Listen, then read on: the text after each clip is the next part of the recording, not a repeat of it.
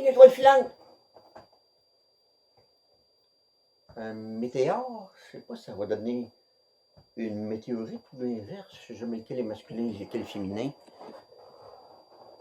Qu'est-ce qui arrive quand il y a un météore? Ah, c'est un météore, c'est ça. Puis une météorite, pas mal certain. Une grosse patente, une grosse roche, qui s'en vient loin, loin, loin, loin, loin, qui arrive dans un milieu qui lui est défavorable, qui rapetisse, parce que ça brûle. L'air le brûle. Je pense que c'est un mot passe-partout, ça veut pas mal dire ce que ça veut dire. Puis des fois, il va se rendre jusqu'à terre, des fois pas. Pas grave. Pour ce que je veux dire, ça n'a pas d'importance. Ça commence par un météore, puis des fois, ça va devenir une météorite au sol. OK.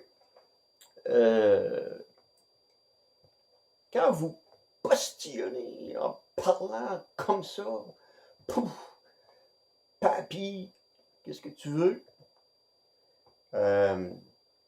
Vous envoyez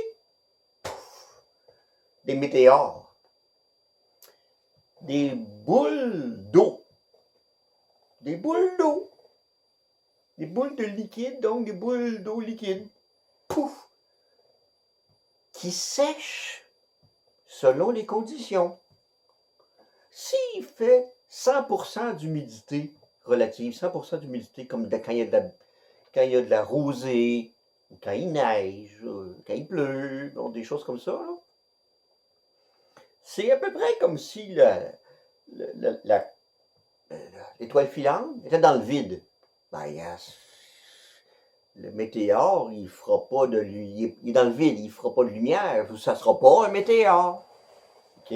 Ça devient un météore quand la goutte d'eau va se mettre à sécher, quand l'air autour d'elle est sec.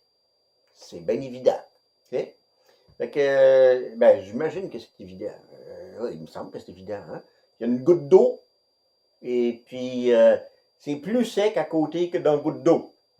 Fait que les beaux petits virus qui sont là, c'est petits virus. C'est vraiment petit un virus. Des fois, c'est des bactéries aussi.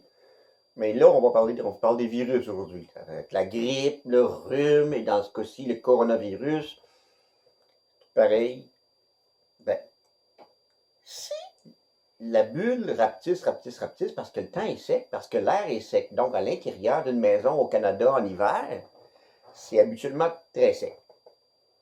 30%, 35%. Ton météore va rapetisser, puis il risque de ne pas se rendre bien loin. C'est pour ça qu'il dit sur une table, le virus ne survivra pas. Il n'y a pas d'eau. Il n'y a pas d'eau. Eh oui. OK? Tandis que si c'est humide, ça va rester plus longtemps. N'oubliez pas toujours les trois affaires.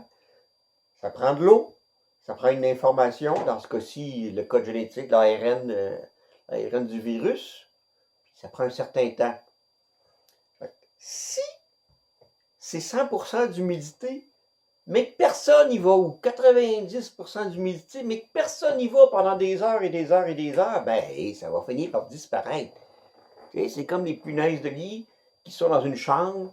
Si personne habite cette chambre-là pendant un an, il n'y aura plus de punaises de lit au bout d'un an. C'est évident. Pas besoin de me téléphoner pour ça, là. C'est sûr. C'est écrit dans le ciel, tu sais. Je sais pas comment dire, là.